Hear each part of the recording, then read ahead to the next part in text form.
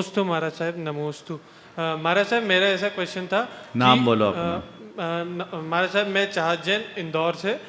मेरा सवाल ये था कि ओवर थिंकिंग पे कैसे कंट्रोल किया जाए, या फिर पास्ट में जो इवेंट्स हुए, जैसे कोई एग्ज़ाम क्लियर नहीं हुआ या कुछ हुआ है, तो वो बातें बार बार दिमाग में हिट करती है कि ऐसा होता तो ऐसा हो जाता, उस पर कैसे नियंत्रण किया जाए? बड़ा प्रैक्टिकल सवाल किया है। ओवर थिंकिंग से हर कोई ग्रस्त है और ये एक बहुत बड़ी दुर्बलता है, लेकिन ऐसी नहीं है कि इसे दूर न किया जा सके। ओवर थिंकिंग के लिए हमें ऑटो सजेशन का प्रयोग करना चाहिए और उसके लिए मुझे सहज रहना है, शांत रहना है। ये बात बार बार दोहराना चाहिए।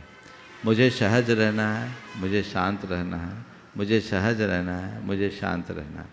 ये वाक्य को बार बार दोहराएंगे तो हमारे चित्त में अनावश्यक बातें हावी नहीं होगी, और जो चीज़ें आती है तो उसी समय उसको ये सोचे कि मैंने इसे भुला दिया, मैंने इसे छोड़ दिया, मैंने इसे क्षमा कर दिया।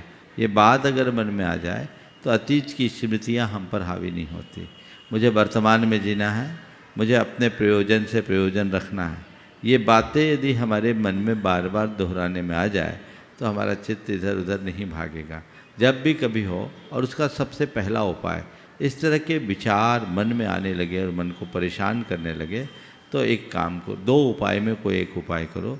या तो गहरी सांस लेकर भ्रामरी प्राणायाम करो, भ्रामरी नाद करो, और यदि वो संभव नहीं है तो कुछ पल के लिए दोनों कान में उंगलियां रखो और अपने कानों के अंदर आने वाली आवाज़ को सुनने की कोशिश करो।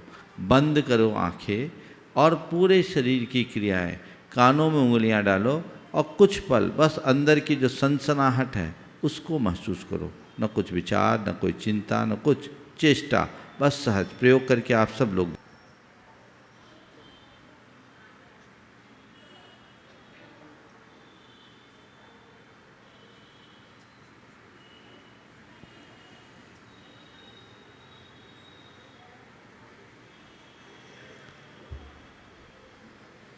महसूस हुआ, कुछ अंदर की आवाज़ सुनाई पड़ी? ऐसा कोई व्यक्ति जिसको अंदर की आवाज़ सुनाई नहीं पड़ी? हाँ, रोज़ सुबह उठो तो सुन लिया करो। जिसकी आवाज़ सुनाई नहीं पड़ी समझना जल्दी जाने का नंबर आ गया। समझ गए? ये रिष्ट लक्षण है। जैसे अपने कान की आवाज़ सुनाई ना पड़े, कोई बीमारी हो तो बात अलग है, स्वस्थ अवस्था में तो समझ लो अब उसके पास ज़्यादा वक्त नहीं है। ऐसा हमारे शास्त्रों में है। खैर, ये जो बात है ये हमारे मन को शांत करने का एक बड़ा उपाय है। कम से कम 2 से 3 मिनट यदि ऐसा करोगे तो बहुत अंतर होगा। और इसके साथ साथ भावना योग करो, ओवर थिंकिंग में बहुत नियंत्रण पा सकोगे।